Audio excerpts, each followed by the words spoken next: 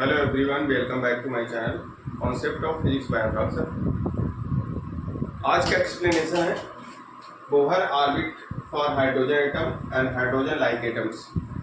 Bohr atom जो apply होता है वो किसके लिए? सिंगल इलेक्ट्रॉन एटम के लिए। तो single electron atom like hydrogen या हाइड्रोजन लाइक एटम, इसमें जितने भी टर्म है और रेडियस ऑफ द ऑर्बिट जहाँ इलेक्ट्रॉन रेवोल्यूशन करता है अराउंड द न्यूक्लियस, तो इसकी ऑर्बिट की रेडियस कितनी हो, रेडियस कैलकुलेट कराएंगे। ठीक है, डिफरेंट टर्म का इसमें कैलकुलेशन करना है। तो सबसे पहले radius of the orbit. Orbit की रेडियस बोहर एटॉमिक मॉडल के अकॉर्डिंग कैसे कैलकुलेट करेंगे? क्योंकि बोहर एटॉमिक मॉडल में कॉन्सेप्ट था कि जो पाथ होता है, जो ऑर्बिट होती है वो वृत्तीय होती है, सर्कुलर होती है, तो सर्कुलर शेप होती है। इसलिए कोई भी इलेक्ट्रॉन न्यूक्लियस के अराउंड क्या कर रहा है? रेवोल्यूशन कर रहा है, घूम रहा है न्यूक्लियस में।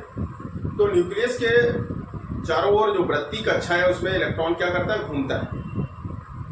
तो न्यूक्लियस पे चार्ज कितना है? जेडी, और इलेक्ट्रॉन पे चार्ज कितना है? E. According to Coulomb's law, अगर हम कूलॉम्स लॉ अप्लाई करें, इलेक्ट्रोस्टैटिक में आपने कूलॉम्स लॉ पढ़ा था। According to Coulomb's law, Coulomb's law के अकॉर्डिंग क्या होता है? जो F होता है, force F 1/4 pi epsilon naught Q1 into Q2 upon R square। R is the distance between two charge। कोई भी दो चार्ज हैं, एक, और ये चार्ज की पोजीशन स्टैटिक होनी चाहिए, स्टैटिक पोजीशन की। Q1 into Q2 चार्ज है, इनके बीच की डिस्टेंस R है। तो यहाँ पे आपने कूलॉम्स लॉ अप्लाई कर दिया। I equal to 1/4 pi epsilon naught Q1 Q2 upon R square. तो ये इलेक्ट्रोस्टैटिक फोर्स जो होता है, बायोलॉजी में आपने पढ़ा होगा इलेक्ट्रोस्टैटिक्स में कूलॉम्स लॉ। कूलॉम्स लॉ से आपने फोर्स कंप्लीट किया। तो ये फोर्स क्या होता है कि दो चार्ज के बीच में, कोई भी दो चार्ज पार्टिकल है, उनके बीच फोर्स अप्लाई होता है। तो उस फोर्स की वैल्यू कितनी है, कोई मैग्नीट्यूड फॉर्म दिया गया है। अब ये फोर्स क्या करता है? इस न्यूक्लियस से, ये न्यूक्लियस पे चार्ज कितना है? जेडी, यहाँ पे चार्ज कितना है इलेक्ट्रॉन के? ई। तो अगर यहाँ पे इलेक्ट्रोस्टैटिक फोर्स की कंडीशन के बीच की डिस्टेंस कितनी? आर।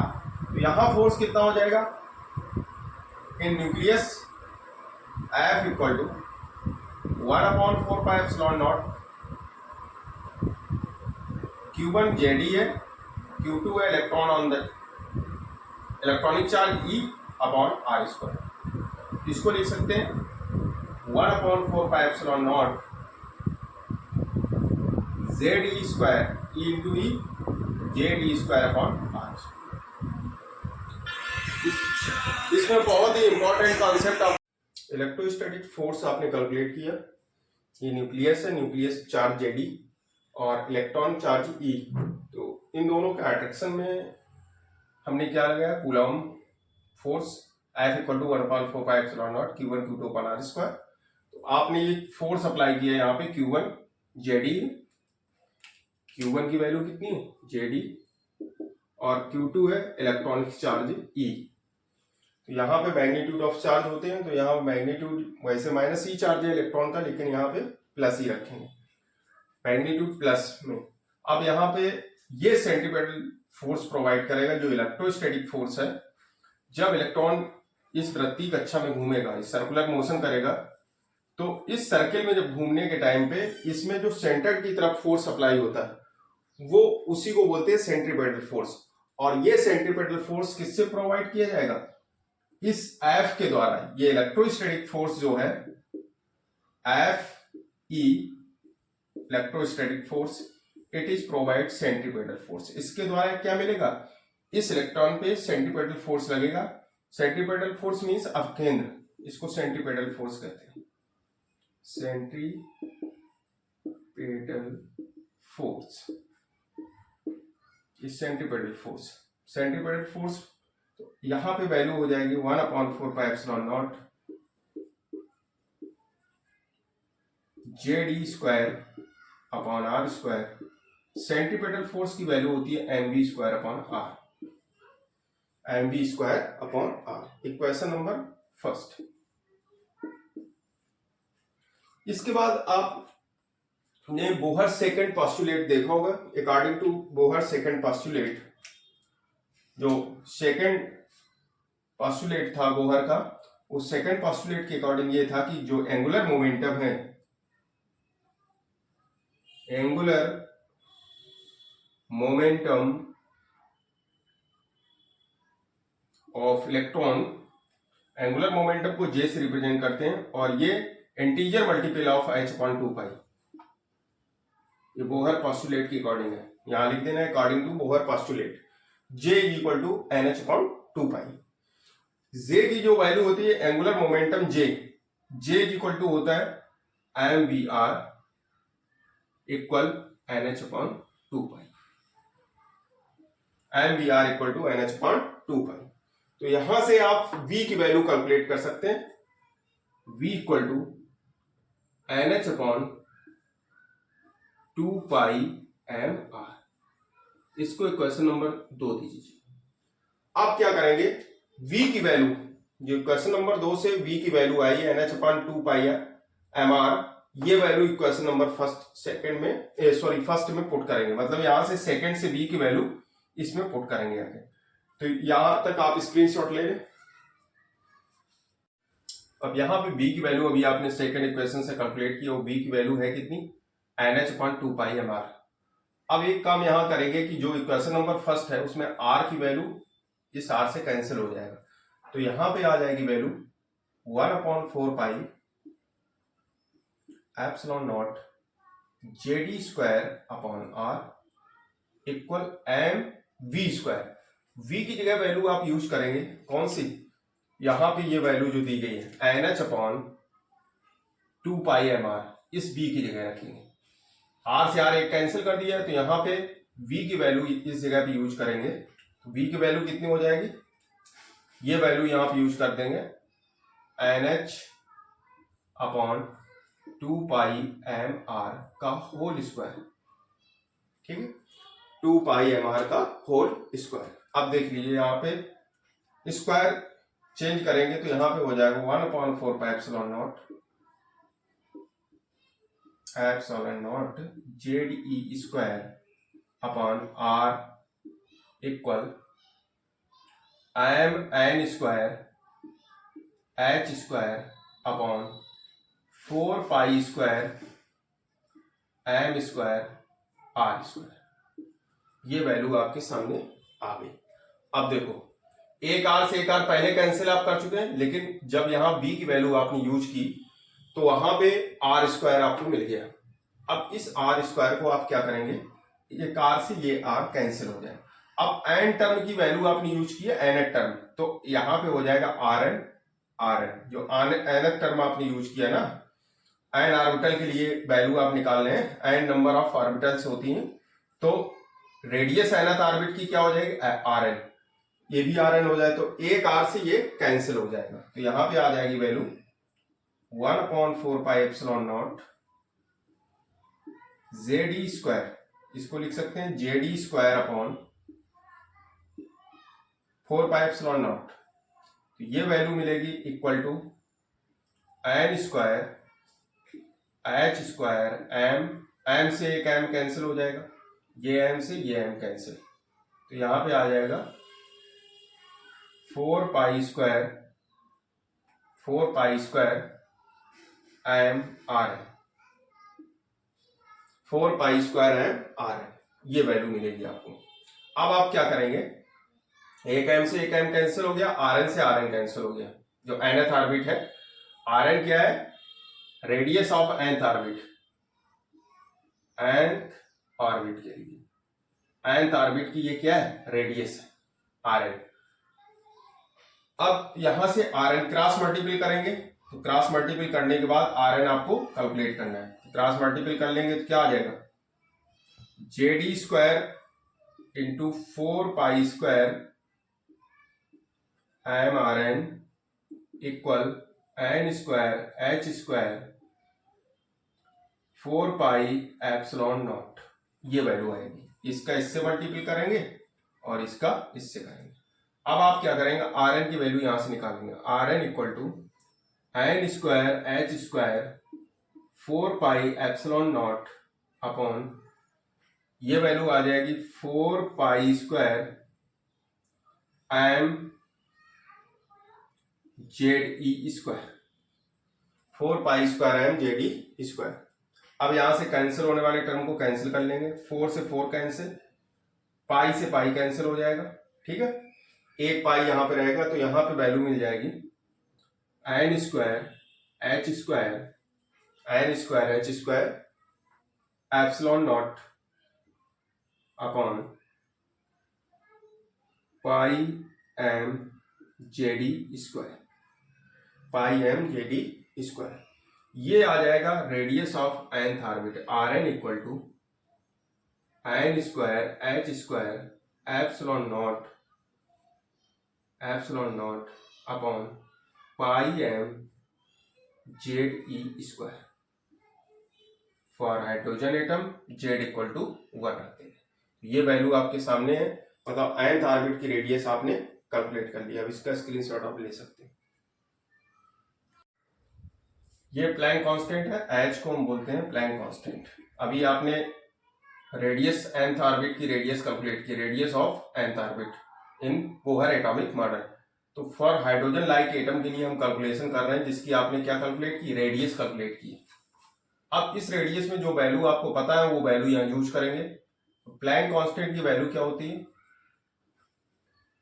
ये प्लैंक कांस्टेंट है, प्लैंक कांस्टेंट की वैल्यू जो होती है 6.63 इंटू 10⁻34 जूल पर हर्ट्ज निकालते हैं।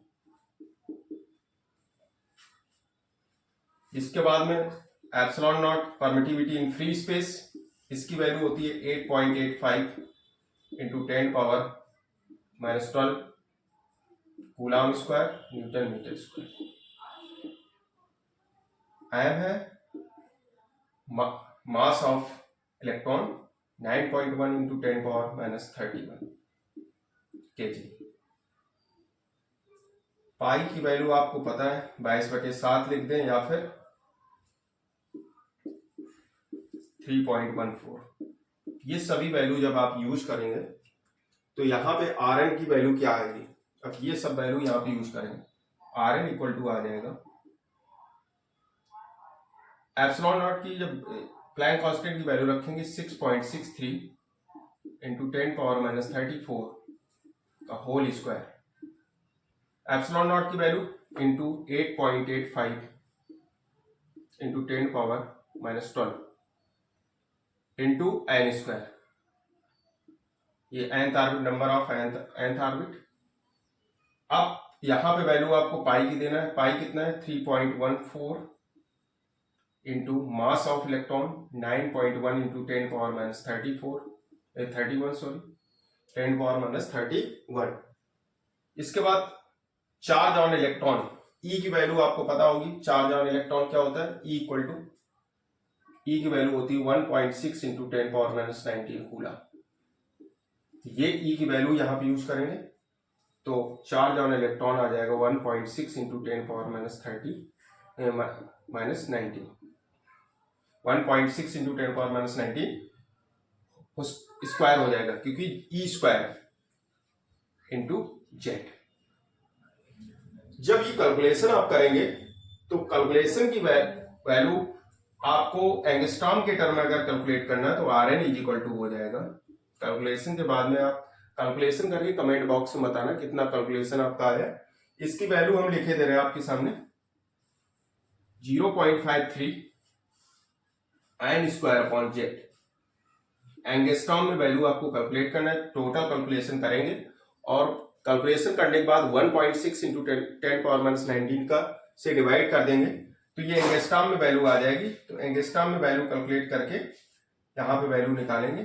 1 एंगस्ट्रॉम इज इक्वल टू कितना होता है, 1 एंगस्ट्रॉम इक्वल 10⁻10 मीटर। ये 1 एंगस्ट्रॉम की वैल्यू, 10⁻10 का टर्म जहां मिलेगा 1 एंगस्ट्रॉम हो जाएगा।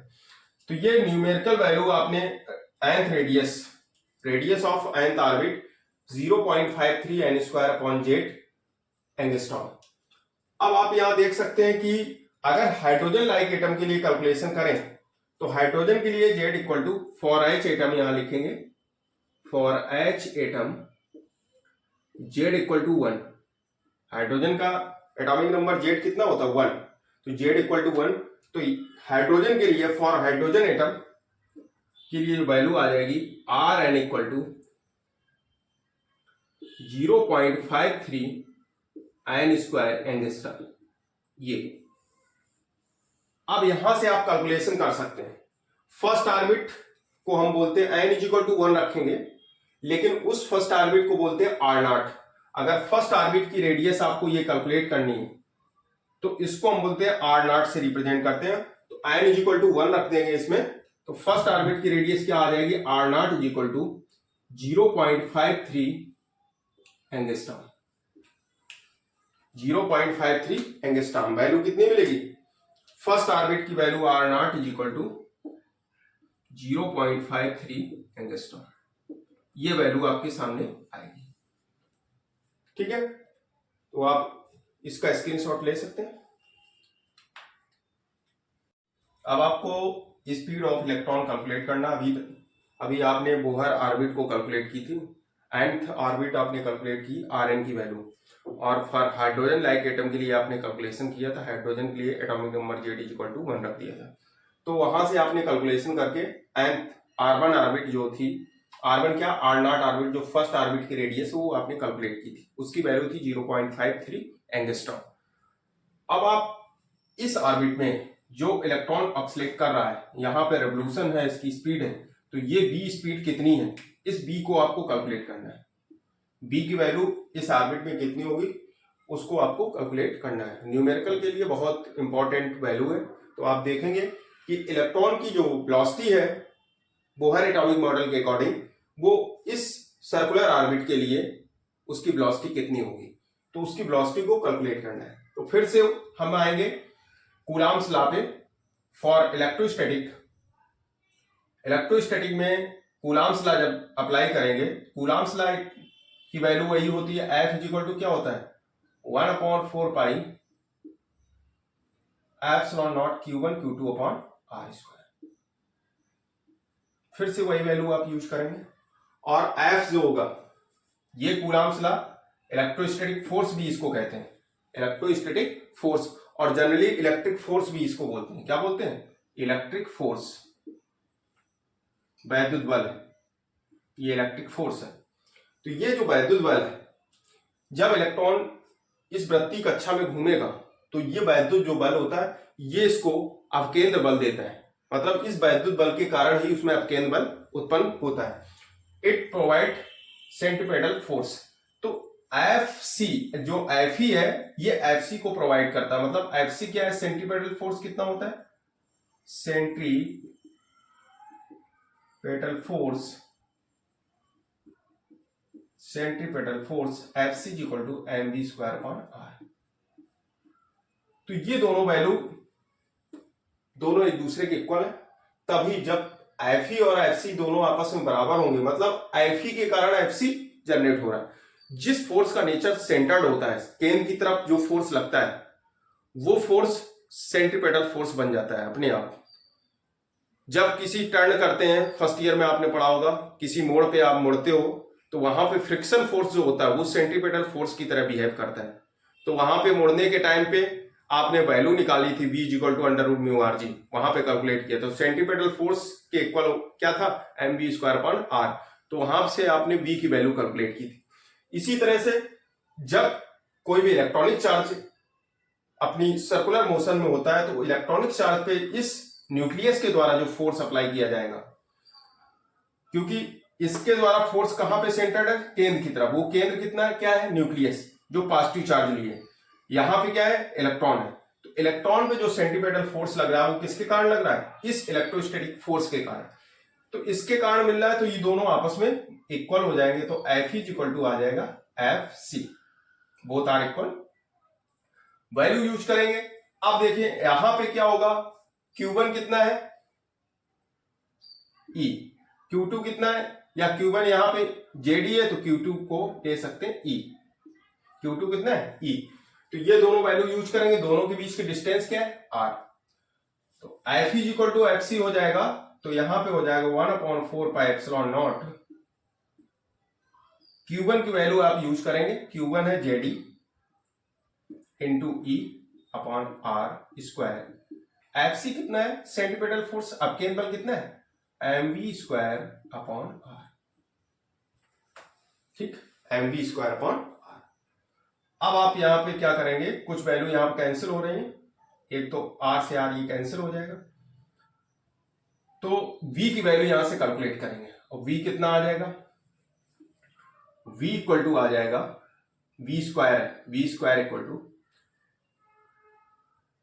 ZE square upon 4 pi epsilon naught ZE square upon 4 pi epsilon naught. ये वैल्यू आ जाएगी 4 पाई एप्सिलॉन नॉट, यहां से V निकालेंगे अपॉन MR, ये वैल्यू आ जाएगी।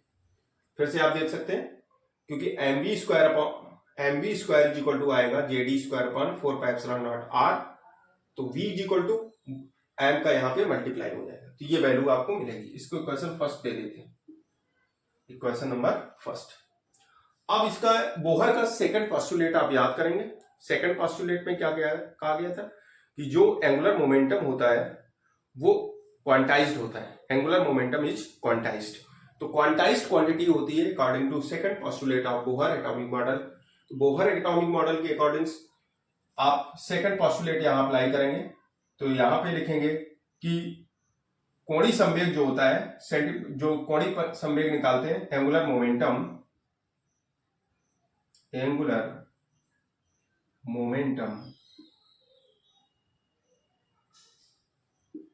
जिस तरीके से अभी फर्स्ट आपने रेडियस कैलकुलेट की थी, तो वहां पे एंगुलर मोमेंटम का कॉन्सेप्ट यूज किया था। तो angular momentum J is equal to n times h upon 2 pi. यही जो एंगुलर मोमेंटम होता है वो क्वांटाइज्ड होता है, मतलब integer multiple of h upon 2 pi. Z is equal to J जो होता है ये एंगुलर मोमेंटम होता है mvr equal nh upon 2 pi. तो यहां से B की वैल्यू आप R यहां से कैलकुलेट कर सकते हैं, R कैलकुलेट करके उस R की वैल्यू यहां यूज करेंगे, क्योंकि हमको क्या कैलकुलेट करना है, V कैलकुलेट करना है। तो यहां से R कैलकुलेट कर सकते हैं, R इज इक्वल टू कितना आ जाएगा NH अपॉन 2 पाई MV, 2 पाई MV। इसको इक्वेशन नंबर आप डाल देंगे सेकेंड, लिखेंगे from equation number first and equation number second. अब क्या करेंगे कि R की वैल्यू, जो R ये दिया गया है, इस R की वैल्यू को, इसकी वैल्यू को इस R में हमें यूज करना है यहां पे। तो यहां पे जब ये वैल्यू रखेंगे, तो जब डिनोमिनेटर और न्यूमिनेटर का मल्टीप्लाई करेंगे, B से B कैंसिल हो जाएंगे, कुछ टर्म यहां पे कैलकुलेट करेंगे। तो आप इसका स्क्रीनशॉट ले लें पहले। अभी आपने कैलकुलेट किए, इक्वेशन नंबर फर्स्ट था ये फर्स्ट इक्वेशन है, ये सेकंड इक्वेशन। अब आप क्या करेंगे, इस R की वैल्यू जो आपने R कैलकुलेट किया है, ये R, इस R की वैल्यू को यूज करेंगे यहां पे। इस R की वैल्यू को यूज कर लेंगे तो यहां पे हम वेलोसिटी कैलकुलेट कर सकते हैं। तो V square equal ZE square upon 4 pi epsilon not m।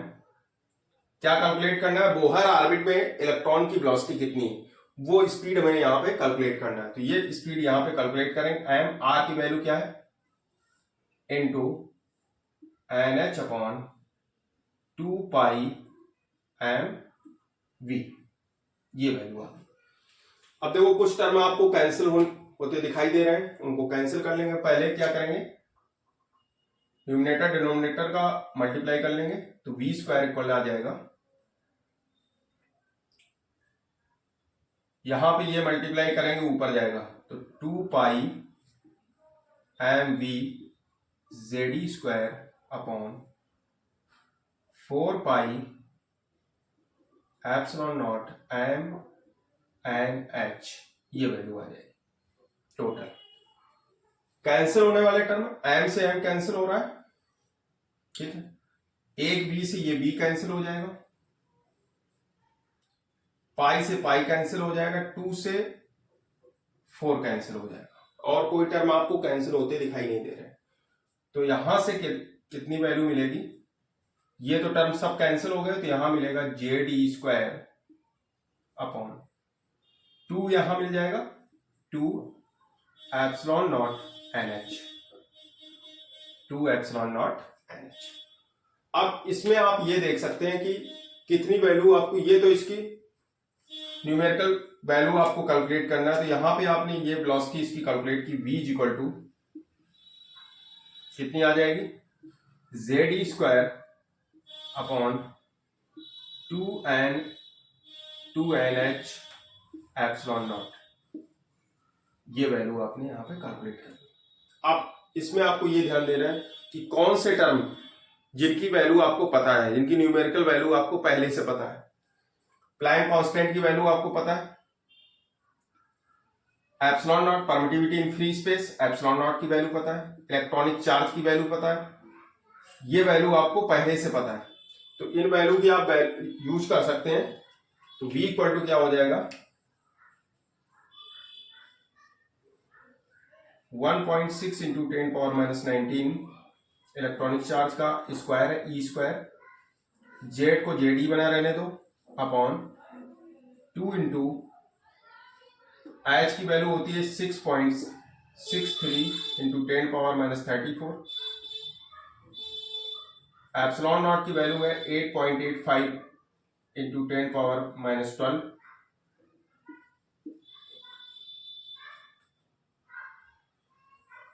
और अपॉन में आ जाएगा n।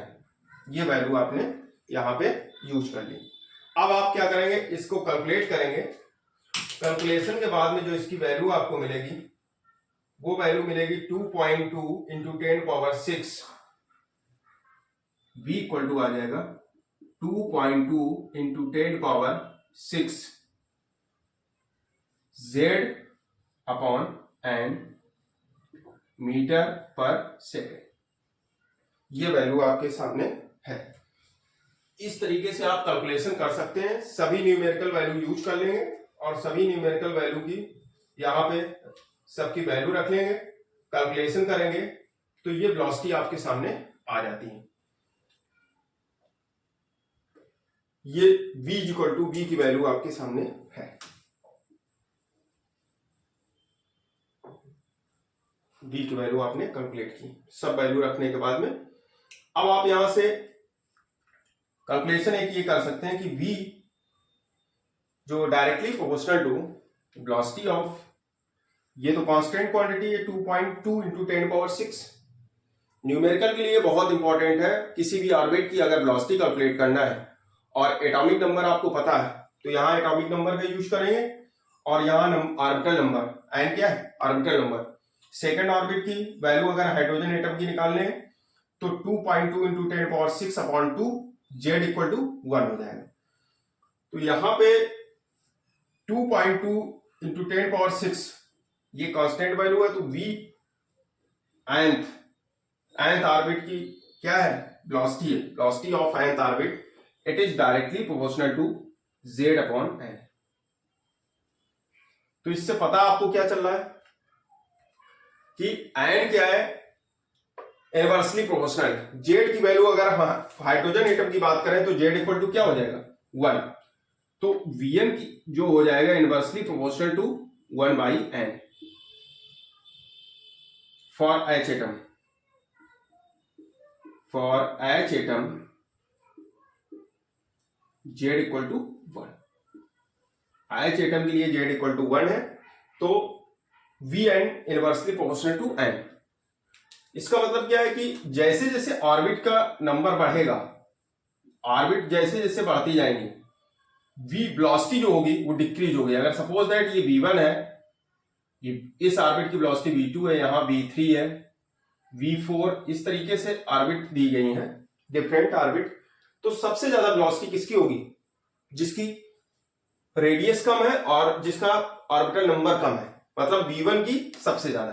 तो यहां से आप एक रिलेशन दे सकते हैं कि जैसे जैसे ऑर्बिट न्यूक्लियस से डिस्टेंस ऑर्बिट की बढ़ती जाएगी, वैसे वैसे इसकी वेलोसिटी क्या होती जाएगी? कम हो। इलेक्ट्रॉन की जो ऑर्बिटल वेलोसिटी होगी वो कम होती जाएगी। जो नियरेस्ट क्लोजर ऑर्बिट है, सबसे पास की जो ऑर्बिट होती है न्यूक्लियस की, उसमें इलेक्ट्रॉन की वेलोसिटी सबसे ज्यादा होती है। जैसे जैसे इसकी दूरी इस न्यूक्लियस से बढ़ेगी, न्यूक्लियस से दूरी बढ़ती जाएगी, वैसे वैसे इसकी जो वेलोसिटी होगी वो कम होती जाएगी। यहां से एक रिलेशन मिलता है कि जो v1 हो जाएगा वो ग्रेटर होगा v2 से, greater v3 dot dot dot vn। ये एक रिलेशन आप निकाल सकते हैं। ऑर्बिटल v1 जो वेलोसिटी है, ऑर्बिटल वेलोसिटी, वो nearest to nucleus first orbit की, v2 सेकेंड ऑर्बिट की, v3 थर्ड ऑर्बिट की ऑर्बिटल वेलोसिटी, ऐसे dot dot dot nth orbit की जो वेलोसिटी होगी वो सबसे कम होगी। तो यहां से एक ये रिलेशन मिलता है। तो फार्मूले से आपका कॉन्सेप्ट क्लियर हो रहा है। अगर फार्मूला आपका ना होता है यहाँ पे आपके सामने, तो आपका ये कॉन्सेप्ट क्लियर नहीं होता। तो फार्मूला आप ध्यान रखें कि v जो होती है वेलोसिटी, वो directly proportional to atomic number and inversely proportional to orbital number या प्रिंसिपल क्वांटम नंबर। तो यहां तक आप इसका स्क्रीनशॉट ले सकते हैं।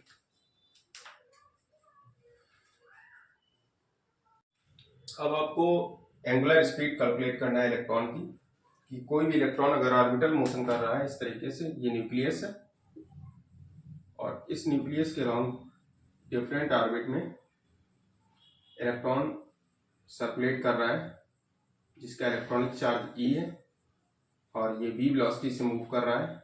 इसकी डिस्टेंस इस न्यूक्लियस से r है, ये न्यूक्लियस। अब इस न्यूक्लियस से इस ऑर्बिट में इलेक्ट्रॉन अगर रोटेट कर रहा है इस प्रगति पथ पे, जो इसकी सर्कुलर पाथ है, सर्कुलर पाथ पे घूम रहा है, तो इसका एंगुलर स्पीड कितनी होगी?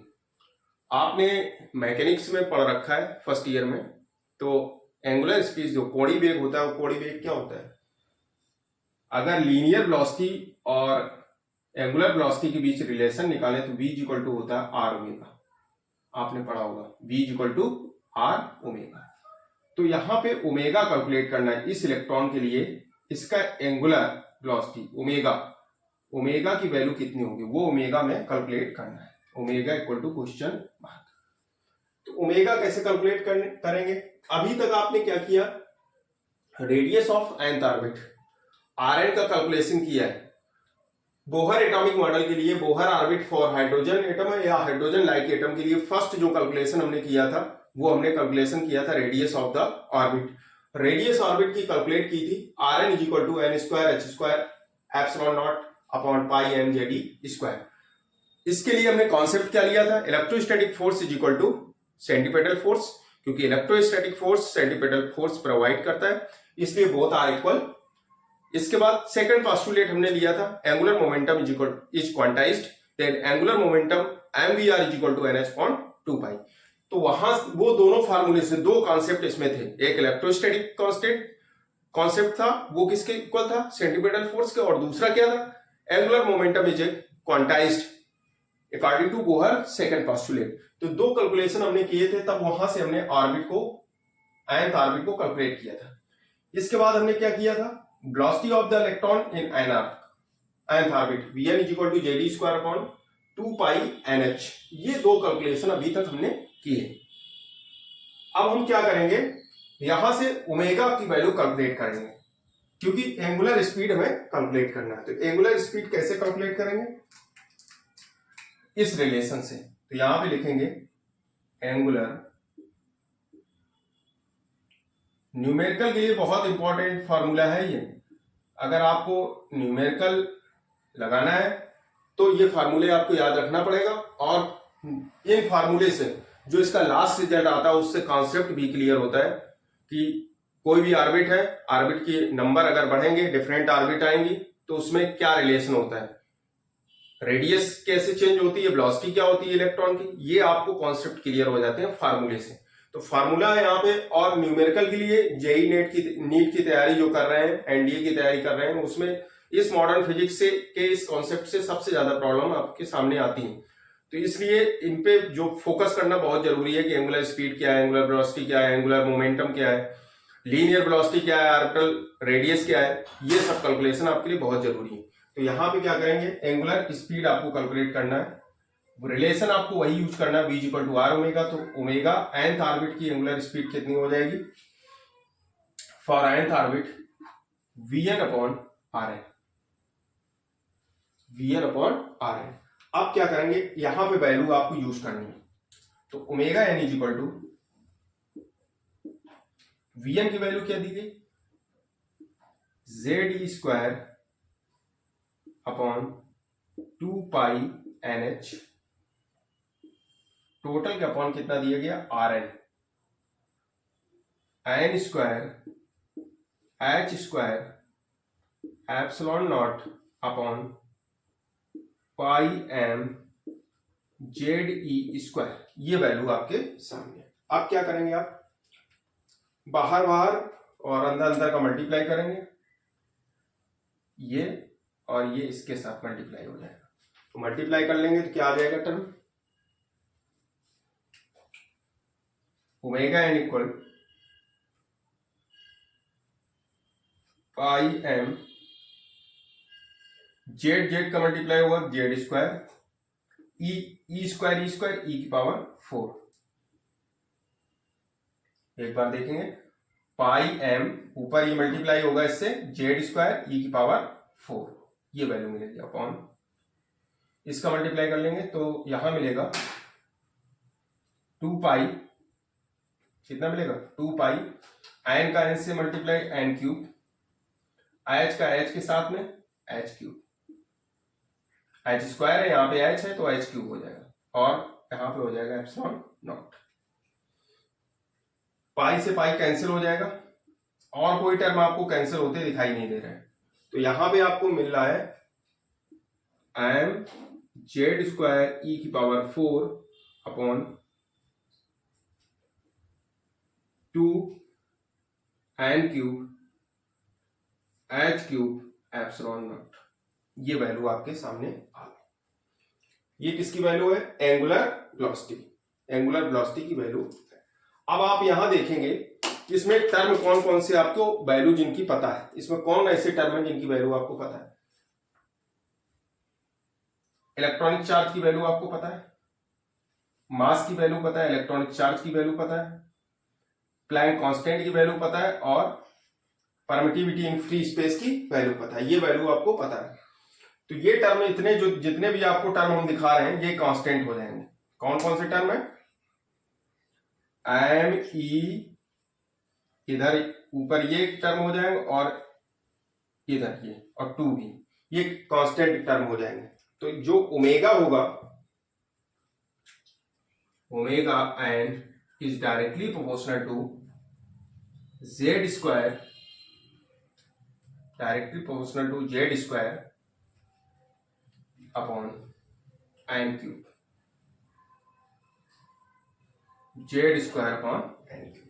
मतलब एटॉमिक नंबर अगर बढ़ेगा किसी का, किसी भी एटम का, तो वहां पे उसकी एंगुलर वेलोसिटी जो होगी, एंगुलर स्पीड होगी, वो इंक्रीज करेगी। लेकिन अगर ऑर्बिटल नंबर बढ़ेगा तो वो तेजी से डिक्रीज करेगी, क्योंकि क्यूब ऑर्डर में है।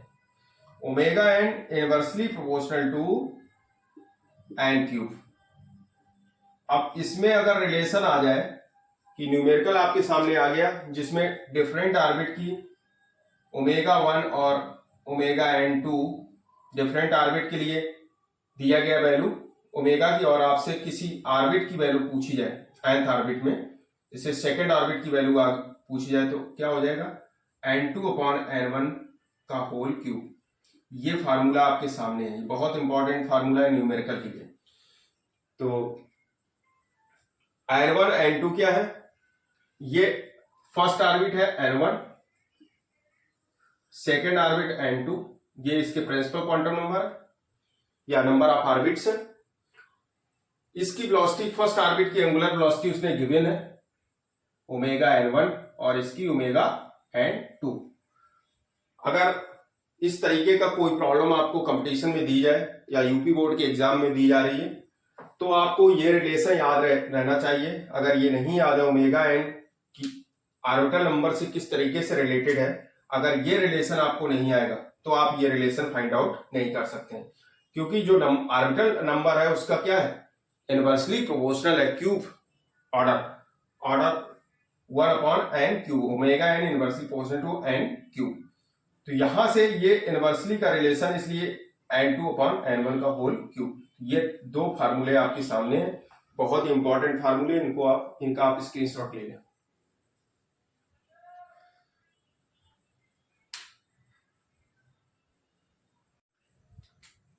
Frequency of electron in nth Bohr orbit, nth Bohr orbit की फ्रीक्वेंसी आपको कैलकुलेट करना है। फ्रीक्वेंसी टर्म आप कैलकुलेट कहां से करेंगे, क्योंकि अभी आपने एंगुलर स्पीड का कैलकुलेशन किया है। एंगुलर स्पीड कितनी होती है, omega n equal to pi m z e square e की power 4 2 epsilon not square n cube h cube, ये टर्म आता है। आपने ओमेगा एन का रिलेशन जो निकाला होगा, ओमेगा इक्वल टू होता है 2 पाई न्यू, या इसी को लिखा होगा 2 पाई एन। यहां पे न्यू भी फ्रीक्वेंसी है, न्यू को क्या बोलते हैं, फ्रीक्वेंसी, और किसी बुक में एन का यूज किया गया, एन भी फ्रीक्वेंसी का टर्म है। तो इसमें कोई भी टर्म आप यूज कर सकते हैं, जरूरी नहीं न्यू आप यूज करें, एन भी यूज कर सकते हैं, 2 पाई एन भी फ्रीक्वेंसी। तो यहां पे ओमेगा की जगह 2 पाई एन यूज करेंगे, तो 2 पाई एन या nu pi m z square e की power 4/2 epsilon not square n cube, nth orbit, number of orbits n, h cube, h Planck constant, permittivity in free space, value 8.85 into 10⁻⁻12 coulomb square newton metre square. E electronic charge, m mass of the electron, सभी quantity आपको पता है। Z atomic number जिस metal का use किया जाए उसका atomic number आपको यूज करना है। अब एन की वैल्यू, अब दो टर्म यहाँ एन आपको दिखाई दे रही है, ये एटॉमिक नंबर, ये फ्रीक्वेंसी है, इसलिए आप न्यू के टर्म को यूज करें यहाँ, नहीं तो एन में हो जाएंगे कंफ्यूज। तो यहाँ पे न्यू फ्रीक्वेंसी का यूज करेंगे, क्योंकि यहाँ पे एन है क्या, फ्रीक्वेंसी, और यहाँ एन क्या है, एटॉमिक नंबर, ऑर्बिटल नंबर। तो दोनों एन अगर यूज करेंगे, दोनों क्वांटिटी, तो एन में आपको कंफ्यूजन आएगा, इसलिए न्यू का यूज कर लीजिए, फ्रीक्वेंसी यहाँ पे न्यू। अब यहाँ पे कुछ टर्म कैंसिल हो रहा है, पाई से पाई कैंसिल, तो न्यू इक्वल टू आ जाता है एम जेड स्क्वायर ई की पावर 4/2 का मल्टीप्लाई हो जाएगा 4 epsilon not square n cube h cube. ये टर्म आपने कंप्लीट किया, ये फ्रीक्वेंसी है इलेक्ट्रॉन की। अब आप इससे कॉन्सेप्ट आपको क्या मिल रहा है, कैलकुलेशन तो आपने कर लिया, इसमें कौन से टर्म कांस्टेंट है आप ये देखेंगे। सबसे पहले electronic charge, e mass of electron, m permittivity in free space, epsilon, और प्लैंक कांस्टेंट एच। तो जो न्यू का रिलेशन आ रहा है, nu frequency is directly proportional to Z square and square of z square and inversely proportional to cube of orbital number. तो ये आपके सामने एक रिलेशन है, इस रिलेशन से आप कैलकुलेशन कर सकते हैं। यहां से आप दो तरीके के रिलेशन निकाल सकते हैं। अगर v हमारा प्रोपोर्शनल टू है एटॉमिक नंबर के, एक तो ये रिलेशन आ जाएगा, हाइड्रोजन लाइक एटम को ही दो दे दिए गए, और किसी एक की फ्रीक्वेंसी आपके सामने है और दूसरे की फ्रीक्वेंसी आपको कैलकुलेट करना है। जैसे आपने यहाँ पे एक रिलेशन निकल सकता है, जैसे आपके सामने हाइड्रोजन की फ्रीक्वेंसी दी गई और हीलियम की दे दी गई, new H upon new h ई। तो ये जो फार्मूला आ जाएगा Z H upon Z H E square, एक ये रिलेशन आपको पता चल गया, ठीक है। यहाँ पे इस तरीके की न्यूमेरिकल आपसे पूछा जा सकता है जिसमें किसी की फ्रिक्वेंसी दी जाए, एटॉमिक नंबर दे दिए गए, किसी और की फ्रिक्वेंसी दूसरे टर्म की पूछी। जैसे यहाँ पे हाइड्रोजन और हीलियम के फार्मूले हमने दिखाए। हाइड्रोजन की वैल्यू आपके सामने है और हाइड्रोजन और हीलियम, यहाँ पे हीलियम, हाइड्रोजन और हीलियम के एटॉमिक नंबर आपके पास है और हीलियम की फ्रिक्वेंसी आपके से कैलकुलेट करने के लिए बोल रहे हैं। तो यहां से हीलियम की फ्रिक्वेंसी आप कैलकुलेट कर सकते हैं, nu h e equal to question mark, और इसको आप कैलकुलेट कर सकते हैं। सेकेंड रिलेशन क्या है आपके सामने, इसी में दो रिलेशन है। एक रिलेशन हो जाएगा new inversely proportional to cube of orbital number. Different orbit की ऑर्बिटल वेलोसिटी दी जाए, जैसे ये न्यूक्लियस के पास की ऑर्बिट है और इस ऑर्बिट की फ्रीक्वेंसी आपको गिवन है, इससे दूर वाली ऑर्बिट की फ्रीक्वेंसी आपसे पूछी जा रही है, न्यू वन आपके पास है, ये गिवन है, और न्यू टू आपसे पूछी जा रही है, क्वेश्चन मार्क है। तो नंबर ऑफ ऑर्बिट आपके सामने है, यहां पे number of orbit suppose that इसकी n1 ऑर्बिट है, ये n2 ऑर्बिट है। तो यहां से एक रिलेशन आप निकाल सकते हैं, nu one upon nu two equal क्या हो जाएगा, n2 cube upon n1 cube, n2 cube upon n1 cube, ये रिलेशन आप निकाल सकते हैं। तो इस तरह से आप फ्रीक्वेंसी का टर्म कैलकुलेट कर सकते हैं। इसके लिए आपको एंगुलर स्पीड की वैल्यू पता होना चाहिए। तो एंगुलर स्पीड अभी हमने कैलकुलेट कराई है, आप इससे पहले देख सकते हो, वहां पे एंगुलर स्पीड हमने कैलकुलेट की कराई। एंगुलर स्पीड को कैलकुलेट करने के लिए आपके पास orbital radius of Bohr orbit की रेडियस पता होना चाहिए और बोहर ऑर्बिट की वेलोसिटी ऑफ इलेक्ट्रॉन, दोनों का रेशियो निकालेंगे तो ओमेगा एन की वैल्यू आप कैलकुलेट कर लेंगे। ओमेगा एन आपके पास है तो यहां से आप फ्रीक्वेंसी कैलकुलेट कर सकते हैं। इसी से एक टर्म और कैलकुलेट कर सकते हैं, क्या, पीरियोडिक टाइम, जिसको आवर्तकाल कहते हैं। तो इसका पीरियोडिक टाइम क्या होगा, पीरियोडिक टाइम, जिसको हम बोलते हैं आवर्तकाल, कैपिटल टी, क्योंकि जो आवर्तकाल होता है वो आवृत्ति का क्या होता है, व्युत्क्रम। Periodic time t equal to 1 upon frequency, तो यहां पे टी इक्वल टू होता है 1 अपॉन न्यू। तो जितने भी रिलेशन हैं यहां पे, तो ये पीरियोडिक टाइम के क्या हो जाएंगे, रिवर्स हो जाएंगे। यहां पे 1 अपॉन टी की वैल्यू रखेंगे तो ये रिवर्स रिलेशन आ जाएगा, मतलब t directly proportional to n cube हो जाएगा अपॉन जेड स्क्वायर। तो यहां तक आप नोट कर लें, बहुत इंपॉर्टेंट कॉन्सेप्ट है, इनको नोट जरूर कर लें आप अपनी कॉपी में।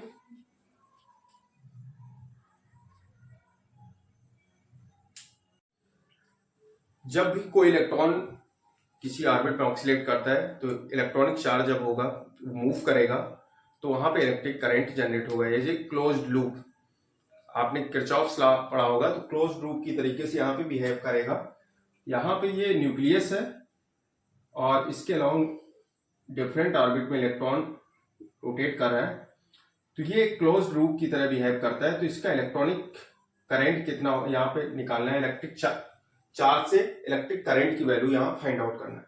अगर एक ये कंप्लीट ऑक्सीलेशन देता है, वन कंप्लीट ऑक्सीलेशन, तो इस कंप्लीट ऑक्सीलेशन में इसमें टाइम कितना लगता है, पीरियोडिक टाइम, उसको हम बोलते हैं क्या, आवर्तकाल। एक चक्कर पूरा करने में लगा समय, एक चक्कर पूरा करने में लगे समय को हम क्या कहते हैं, आवर्तकाल, periodic time. One complete cycle, complete one पर complete cycle, it is equal to the periodic time capital T. अब कैपिटल टी की वैल्यू आपके सामने है, क्योंकि अभी आपने फ्रीक्वेंसी कैलकुलेट की थी और फ्रीक्वेंसी की वैल्यू आई थी एम जेड स्क्वायर ई की power 4 upon 4 epsilon not square n cube h cube, ये वैल्यू थी। और जो पीरियोडिक टाइम होता है वो फ्रीक्वेंसी के क्या होता है, रिवर्स होता है, मतलब t is equal to 1 upon nu, ये वैल्यू आपके सामने आ जाएगी। सपोज दैट यहां पे क्या होगा, इलेक्ट्रॉनिक चार्ज क्या है, ई है। अब इसमें करंट हमें फाइंड करना है, इस लूप में करंट की वैल्यू कितनी होगी, आई की, यही जो है करस्पॉन्डिंग करंट, क्योंकि ये इलेक्ट्रॉनिक चार्ज फ्लो करेगा और जब चार्ज मूव करता है तो वो क्या करता है, मैग्नेटिक फील्ड जनरेट करेगा। मैग्नेटिक फील्ड क्यों जनरेट होती है, क्योंकि उसमें क्या होता है, इलेक्ट्रिक करंट फ्लो करने लगता है। तो इस इलेक्ट्रिक करंट के फ्लो होने के कारण ये वैल्यू है, इसकी डायरेक्शन इलेक्ट्रॉन की मूवमेंट की ये है। तो ये यहाँ पे इलेक्ट्रॉनिक करंट जो होगा उसकी वैल्यू में फाइंड करना है। अच्छा, यहाँ पे Q इक्वल I और कैपिटल T हो जाएगा पीरियोडिक टाइम। I की वैल्यू यहाँ पे कितनी हो जाएगा, I equal to Q upon T, और Q इक्वल टू कितना होता है, Ne upon T। For hydrogen atom number of electrons 1, यहां पे लिख देंगे for H atom ion equal to 1। तो यहां से I की वैल्यू जो आ जाएगी I equal to E upon T. तो टोटल यहाँ पे आपको कॉन्सेप्ट जो सीखना है वो क्या है कि हमें यहाँ पे करंट निकालना है, इलेक्ट्रिक करंट, वैद्युत धारा कितनी इसमें बहेगी इस लूप में किसी ऑर्बिटल, ये बोहर ऑर्बिट है और इस बोहर ऑर्बिट में, इसको हम बोलते हैं बोहर ऑर्बिट। इस बोहर ऑर्बिट में आप क्या करेंगे, इसमें आपको इलेक्ट्रिक करंट की वैल्यू फाइंड करनी है, इलेक्ट्रिक करंट कितना फ्लो करेगा। इलेक्ट्रिक करंट की वैल्यू क्या होगी, टी की वैल्यू आपने फाइंड आउट की है यहाँ पे, कहां से, फ्रीक्वेंसी से आपने टी कैलकुलेट किया था, ये आपने इससे पहले डेरिवेशन में देखा था। तो यहाँ पे टी की क्या आ जाएगा, ई अपॉन वैल्यू रख देंगे 4 epsilon not square n square h cube upon m z square e की पावर 4। ठीक, क्रॉस मल्टीपल करेंगे, इसके अपॉन 1 लिख लेंगे, इसका इसमें मल्टीप्लाई करेंगे, 1 का यहां कर लेंगे, क्रॉस मल्टीपल करेंगे तो आई की वैल्यू आ जाएगी एम जेड स्क्वायर ई की पावर 4 ई की पावर 5 हो जाएगा यहाँ पे upon 4 epsilon not square n square h cube. ये इलेक्ट्रिक करंट आपके सामने है। अब आप देखेंगे यहाँ पे इलेक्ट्रिक करंट किन किन क्वांटिटी पे डिपेंड कर रहा है, इसमें कौन सी क्वांटिटी कांस्टेंट है और कौन सी क्वांटिटी वेरिएबल है। तो आप देखेंगे mass of electron constant, charge on electron constant, epsilon not permittivity in free space, h Planck constant constant. तो यहां टोटल वैल्यू मिलेगी, जो आई डिपेंड करेगा, electric current is directly proportional to Z square upon n square. तो इससे आप देख सकते हैं क्या कि करंट की वैल्यू जैसे जैसे ऑर्बिट का नंबर बढ़ेगा, मतलब क्या है कि अगर ये पॉजिटिव चार्ज है, इसके पास की जो ऑर्बिट होगी इसमें जो करंट की वैल्यू मिलेगी I1, इससे जैसे जैसे दूर जाएंगे I2, यहां पे जाएंगे I3, जैसे जैसे डिस्टेंस इंक्रीज करेगी इस क्लोज न्यूक्लियस से, तो करंट की वैल्यू क्या होगी, डिक्रीज होगी लगातार, क्योंकि करंट हमारा इनवर्सली प्रोपोर्शनल है किसके, I inversely proportional to n square, I inversely proportional to n square. इससे न्यूमेरिकल फार्मूला क्या निकलेगा, I1 upon I2 N2 square upon N1 square. पहले आप कॉन्सेप्ट को समझ लें, इसके बाद हम टाइम देंगे आपको नोट करने के लिए। तो ये कॉन्सेप्ट आप अच्छे से समझें, इसके बाद आप इसको नोट कर लें। पहले इस कॉन्सेप्ट को ठीक से समझ लें। जो करंट होता है वो ऑर्बिटल नंबर की क्या होता है, inversely proportional, square of inversely proportional to orbital number n। तो ऑर्बिटल नंबर का जैसे जैसे नंबर बढ़ेगा वैसे वैसे करंट की वैल्यू क्या होगी, डिक्रीज करेगी। मतलब क्या है, यहां पे जो I1 की वैल्यू होगी, I1 is greater than I2 is greater than I3 is greater than dot dot IN। nth orbit में जो करंट होगा वो सबसे कम होगा। करंट हमारा जैसे जैसे ऑर्बिट का नंबर बढ़ता है, जो इलेक्ट्रॉनिक करंट होता है, क्योंकि यहां पे चार्ज फ्लो कर रहा है, flow of charge is known as current. Charge जहां पे फ्लो करेगा उसको हम बोलते हैं क्या, इलेक्ट्रिक करंट। तो यहाँ पे इलेक्ट्रॉन मूव कर रहा है इस ऑर्बिट में, तो यहाँ इलेक्ट्रिक करंट होगा। इसलिए ये एक क्लोज लूप का जो ऑर्बिट है ये एक क्लोज लूप का बिहेव करेगी, और उस क्लोज लूप के लिए आपको बोहर एटॉमिक मॉडल से करंट की वैल्यू क्या फाइंड की, वो ये वैल्यू मिलेगी। और ये करंट हमारा किस वेरिएबल पे डिपेंड कर रहा है, वो है एटॉमिक नंबर जेड। ये भी कांस्टेंट रहता है हर एटम के लिए, हाइड्रोजन के लिए Z equal to 1। N variable है, केवल ऑर्बिट ही चेंज हो सकती है, ऑर्बिट चेंज होगी तो एन के इनवर्सली प्रोपोर्शनल में ऑर्बिट का नंबर जैसे बढ़ेगा करंट डिक्रीज होगा। तो आपने करंट का ये कॉन्सेप्ट अच्छे से समझ लिया होगा, इसको आप नोट कर लें।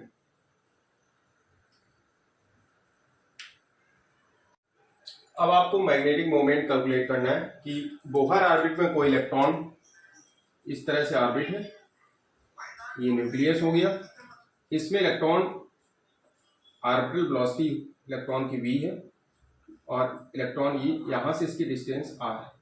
तो ये एक एज ए जैसे ये सिलेंडर का क्रॉस सेक्शन है, और इसको अगर सोलेनॉइड मान सकते हैं, ये आपने मैग्नेटोस्टैटिक में पढ़ा होगा।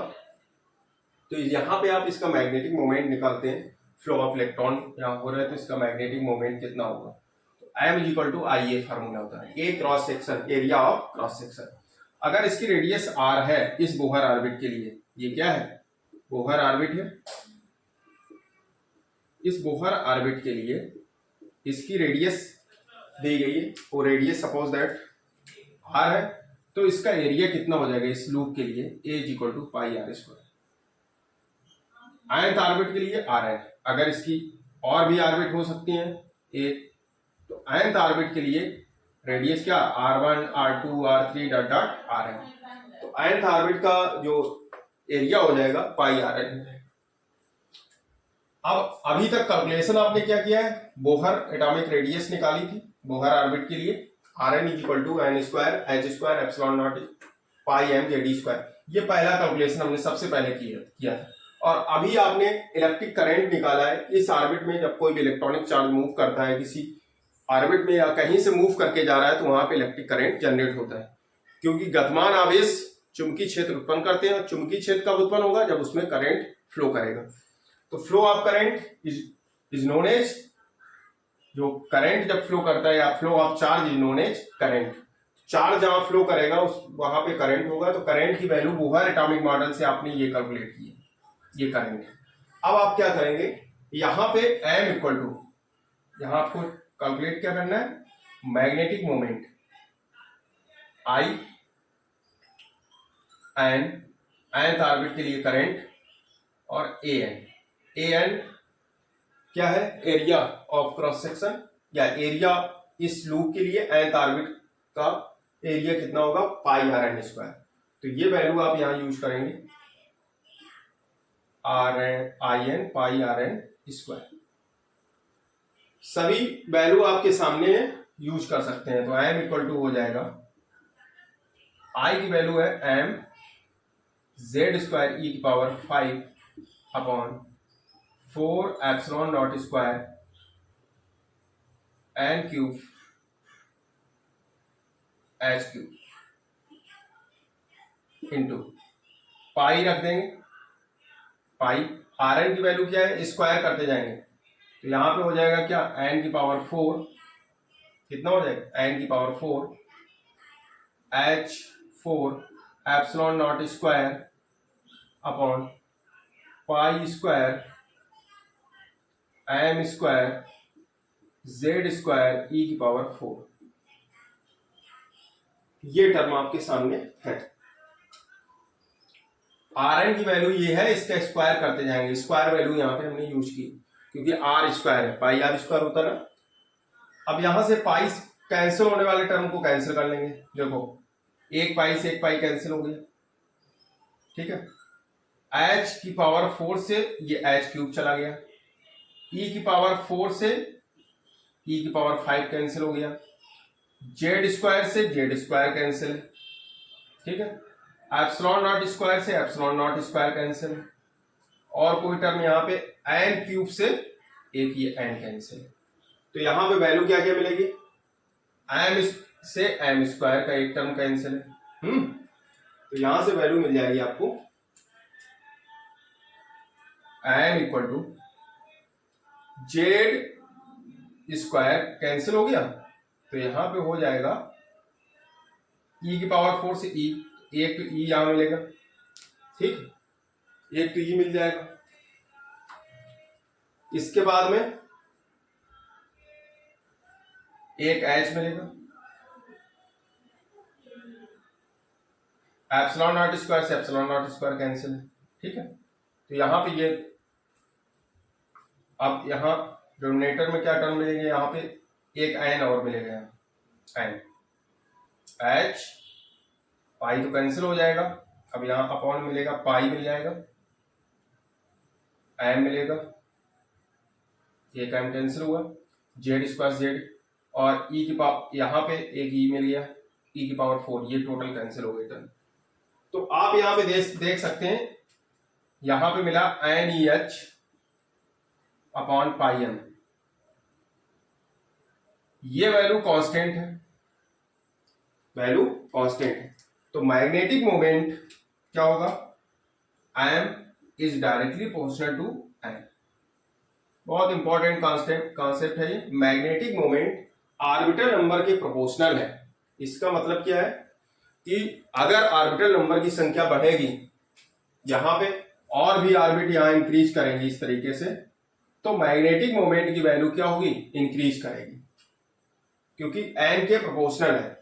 मैग्नेटिक मोमेंट की वैल्यू जैसे इस ऑर्बिट की m1 है, यहाँ m2 है, m3 है, डॉट डॉट आगे तक निकाल सकते हैं। तो 3 ऑर्बिट के लिए अगर आप निकाल सकते हैं तो m3 is greater than m2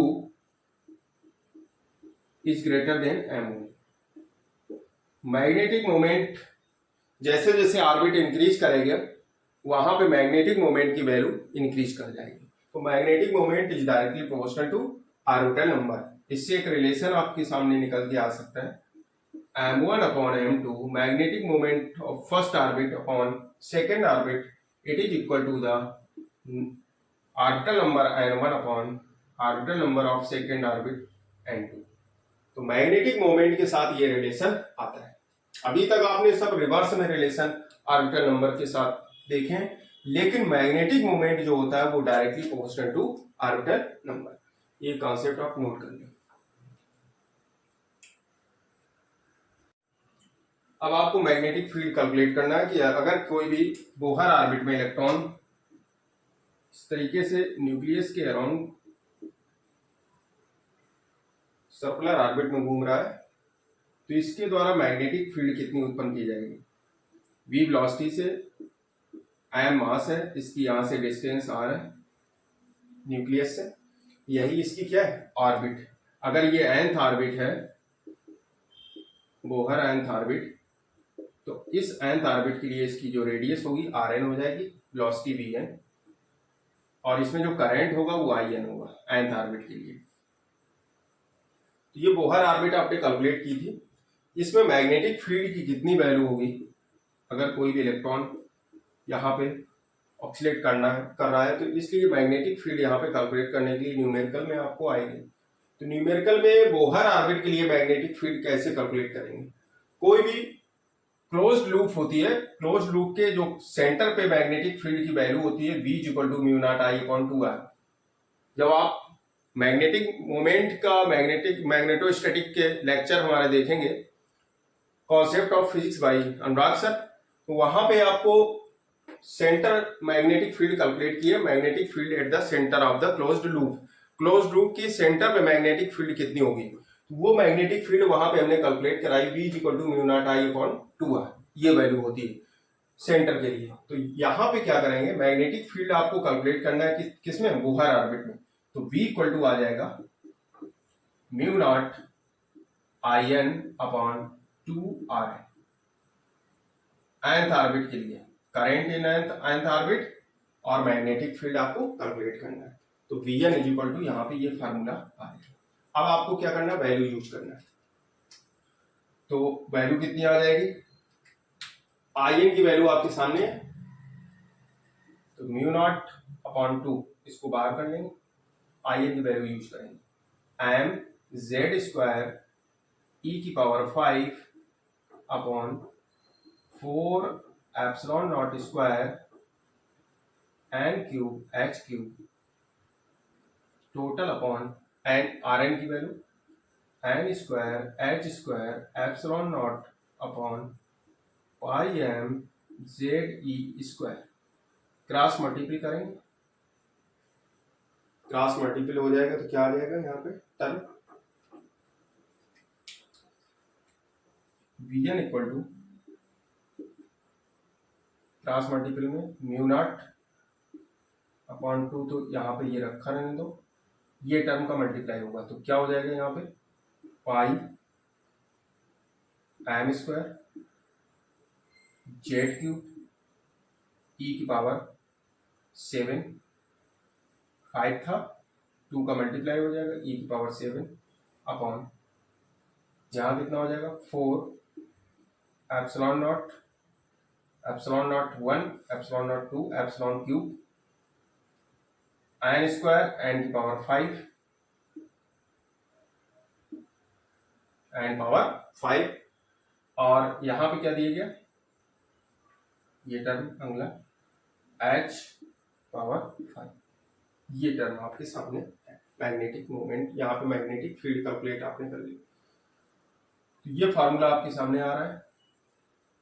अब यहाँ पे आपको ये पूरा फार्मूला रटना नहीं है, केवल आपको यहाँ कॉन्सेप्ट से मतलब है कि इसमें कौन सी ऐसी क्वांटिटी है जिससे मैग्नेटिक फील्ड में इफेक्ट आएगा। अगर वो चीज वेरी कर रही है तो मैग्नेटिक फील्ड चेंज हो सकती है। तो बोहर ऑर्बिट में क्या कौन सी वैल्यू ऐसी चेंज होगी जिससे इस इलेक्ट्रॉन के कारण घूमने के कारण जो मैग्नेटिक फील्ड इस लूप में उत्पन्न हो रही उसमें परिवर्तन आएगा।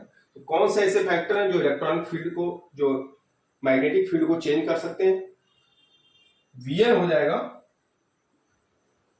Vn कितना होगा, जो Vn की वैल्यू है वो डायरेक्टली प्रोपोर्शनल टू, यहाँ पे कौन से टर्म है जो कांस्टेंट है आपके सामने, ये पूरा म्यू नॉट कांस्टेंट है, पाई एम कांस्टेंट है, ई की पावर 4 कांस्टेंट है, एप्सिलॉन नॉट एच, तो यहाँ पे बी आ जाएगा जेड क्यूब अपॉन एन की power 5, Z cube upon n की पावर 5। मतलब ये है कि अगर हाइड्रोजन लाइक एटम की बात करें तो हाइड्रोजन लाइक एटम के लिए Vn की जो वैल्यू हो जाएगी वो इनवर्सली प्रोपोर्शनल टू एन की पावर 5। मतलब क्या है कि अगर ऑर्बिटल नंबर इंक्रीज करेगा तो मैग्नेटिक फील्ड बहुत तेजी से डिक्रीज होगी। यहां पे जो मैग्नेटिक फील्ड होगी इसके बाद ऑर्बिट का नंबर इंक्रीज करेंगे, तो अगर सपोज दैट यहां मैग्नेटिक फील्ड B1 है, B2, B3 डिफरेंट लूप के लिए, तो B1 की जो वैल्यू होगी वो सबसे ज्यादा होगी। तो यहाँ पे मैग्नेटिक फील्ड क्या है 5 पावर से डिक्रीज हो रही है। तो जैसे जैसे ऑर्बिटल नंबर इंक्रीज करेगा मैग्नेटिक फील्ड की वैल्यू बहुत तेजी से डिक्रीज होगी। ये टर्म आपके सामने है, इन टर्म को आपने कैलकुलेशन किया है। यहाँ पे कैलकुलेशन करने में आपने मैग्नेटिक फील्ड फाइंड आउट की और इससे पहले आपने करस्पॉन्डिंग करंट निकाला, मैग्नेटिक मोमेंट निकाला है, orbital velocity, orbital radius calculate की बोहर मॉडल के लिए, ठीक है। डिफरेंट टर्म का कैलकुलेशन आपने किया है। आई होप आपको वीडियो पसंद आया होगा, जो आपके लिए आपके प्रिपरेशन को बहुत बेहतर बनाएगा। जो लोग बोर्ड एग्जाम देने जा रहे हैं, एनडीए की तैयारी कर रहे हैं, आईआईटी की तैयारी कर रहे हैं या नीट की तैयारी जो लोग कर रहे हैं, उसके लिए बहुत ही हेल्पफुल ये लेक्चर है, जिसमें आपको बहुत ही इंपॉर्टेंट फार्मूले कैलकुलेशन कराए हैं जिनको आपको रटना नहीं है। कौन सी ऐसी क्वांटिटी है जिन पे डिपेंड होते हैं फार्मूले, तो उस सब क्वांटिटी को हमने कैलकुलेट कराया है। तो आपको वीडियो पसंद आया हो प्लीज चैनल को लाइक एंड सब्सक्राइब करें और बेल आइकन को प्रेस करें। Thank you.